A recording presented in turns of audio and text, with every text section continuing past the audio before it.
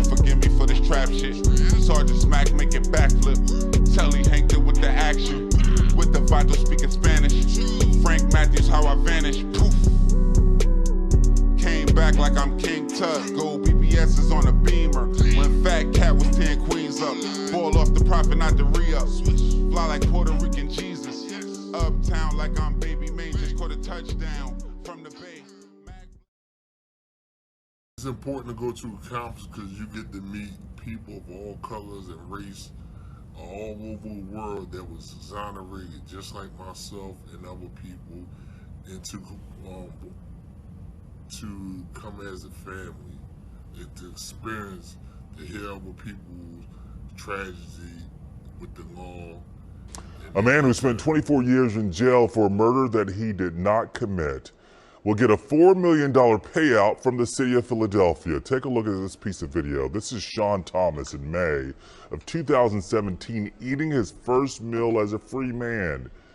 He was convicted of murder back in 1990.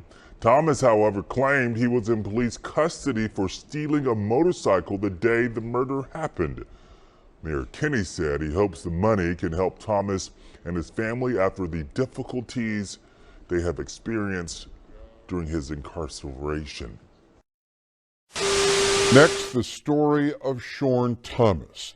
He has spent the last 24 years in prison for taking part, allegedly, in a murder in 1990, but today he was exonerated. Today, he became a free man. Action News reporter Dan Clare is live in Northeast Philadelphia after meeting Shaurn Thomas. Dan? Well, Jim, after 24 years behind bars, Shaurn Thomas decided to have his first meal as a free man at the Red Lobster to have seafood with his fiancée and lawyers.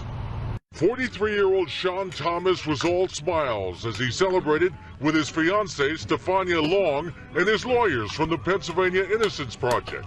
How does he feel? I feel wonderful. A free man, I can't feel no better.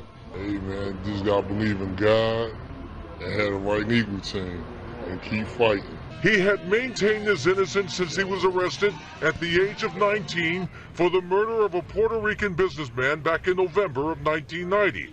All along, he had said he was at a hearing on another matter at the former Youth Study Center during the morning of the crime. His mother and sister said they were with him, but nobody would believe them.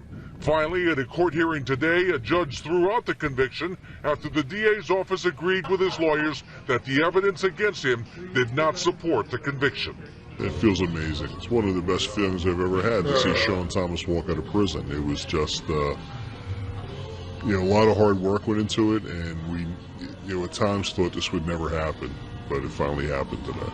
Thomas says he holds no grudges against authorities after losing 24 years of his life behind bars. No, I don't got no animosity towards nobody. What for? Life too short for that. I can't get it back. I just move on forward. It's a tragedy that happened to me, but I'm pretty sure I'm not the only one. His first meal outside prison was to have the ultimate feast at Red Lobster, and he used a cell phone for the first time.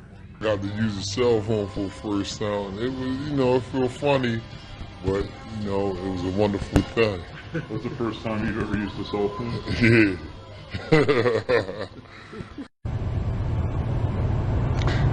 Now, technically, Thomas is not out of the woods completely yet. The DA's office still has 3 weeks to refile the charges, but that seems very unlikely now. His fiancée is hoping they can now take a trip to some exotic island somewhere. Live here in the Northeast, I'm Dan Quayle, Channel 6 Action News. Now, what if I told you the main witness against him in this new murder case is the sister of another exoneree that served even more time than he did? And this shit is wild. Hey, Philly, what up, though? Shay's Popalot. We back in the city on MOBB business. Salute to the town. Now, I hate to be the person to put this out there first, but what if the city paid him $4 million for a murder he actually did? Now, today, I'm going to try to do my best to tell you guys the story of a Philadelphia man by the name of Shaurn Thomas. Now, from the outside looking in, it looks like Shaurn's life had been a series of unfortunate, then fortunate, then unfortunate events, with the tip of the iceberg really starting on November 13th, 1990, where on that day, a 78-year-old by the name of Domingo Martinez would find himself at the bank withdrawing $25,000.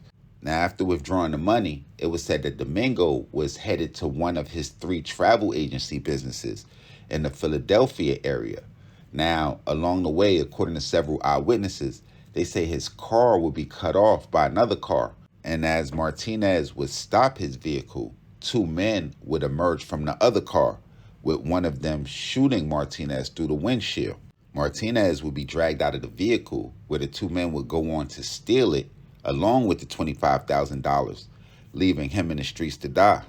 Fast forward 2 years after the murder to October 1992, when police would somehow get a break in the case when they would arrest a guy by the name of Nathaniel Stallworth on an unrelated charge. Now, Stallworth, for some reason, would go on to confess to police, saying that there were 6 people that were involved in the murder of Domingo Martinez, going on to implicate his cousins, John and William Stallworth, along with a guy by the name of Clayton Mustafa Thomas Jr., who was 23 at the time, and his younger brother, the person that we're covering today, Shaurn Thomas, who was 16 at the time. And this is where the shit begins to get wicked, because the police would later arrest John Stallworth on an unrelated charge, and during questioning, he would implicate Shaurn Thomas, Clayton, as well as his own brother, William Stallworth. Now, John Stallworth would end up pleading guilty in a deal with the prosecution, where he would agree to testify against the other men. Later in 1993, his brother William Stallworth, Shaurn Thomas, as well as Clayton, would be arrested on the charge. William would also plead guilty and testify for the prosecution at the trial of Clayton and Shaurn Thomas in December of 1994. Now, by that time, Shaurn Thomas's older brother, Clayton Thomas, along with another guy by the name of Jamel Randall, would be convicted and sentenced to life in prison for the robbery and murder of another man, 61-year-old Harvey Bryant, on December 30th, 1990. Now, on December 19th, 1994, the jury would end up convicting both brothers, Shaurn and Clayton Thomas, on a slew of charges, including second-degree murder, robbery, conspiracy, and illegal use of a weapon. Shaurn Thomas, who was around 20 at the time, would be sentenced to life in prison without parole. Now, 17 years after the murder, in 2011, one of the government's key witnesses, William Stallworth, would end up recanting his testimony, saying that he had testified falsely to obtain favorable treatment from the prosecution for his brother. It would take 5 hard years of work, but on May 23rd, 2017, the government would end up dropping and dismissing all charges against Shaurn Thomas. It would be 3 years after his release in 2020, where Shaurn Thomas would strike a settlement with the city of Philadelphia, where they would agree to pay him upwards of $4 million for this inconvenience that would pretty much derail his life. Now, by this time, we all assume that Shaurn Thomas, who had spent more time behind bars than he had spent on the streets, would probably get that settlement, lay low, chill. But then you have the early morning hours of Tuesday, January 3rd, 2003, when Philadelphia police officers will respond to the 3500 block of Germantown Avenue, where they would encounter a black male by the name of Akeem Edwards, who had been shot multiple times. In the efforts to save Akeem's life, they would transport him to Temple University Hospital, where the 38-year-old Akeem Edwards would eventually die from those gunshot wounds. It would be several months before police would end up arresting somebody for this crime. And on March 16, 2023, when they did, I'm sure it had to shock the whole city when they would name Shaurn Thomas as the man responsible for the death of Akeem Edwards. And when they found out the motive, it had to be mind-blowing. Now, the newfound millionaire, who had his previous murder conviction overturned, would now be facing first-degree murder charges as well as other related crimes, and what prosecutors say was a situation where Shaurn Thomas would end up killing Akeem Edwards over a $1,200 drug debt. Now, Thomas would be accused of the murder by a female by the name of Keitra Vesey, who claimed to be the getaway driver in the crime.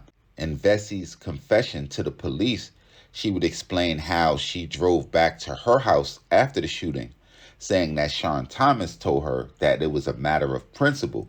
She would also testify that she believed that Shaurn Thomas sought to have her killed earlier in the spring because he believed that she might have had spoken to authorities previously about this shooting.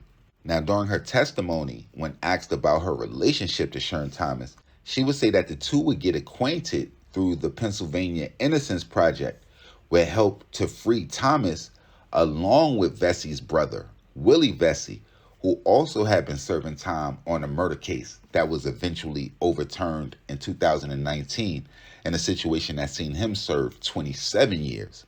Now, what type of shit is that?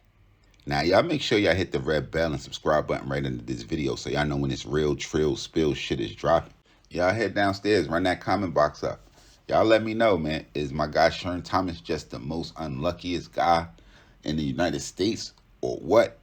Definitely tap in, let me know what cities we need to head to, what stories we need to tell, what I missed, what I got wrong, what gangsters is next on deck, all of that. Y'all hit me directly, Instagram, Twitter, POP_A_LOT. Per usual, y'all know what it is. It's your ace Pop Hundo. Salute the almighty mob.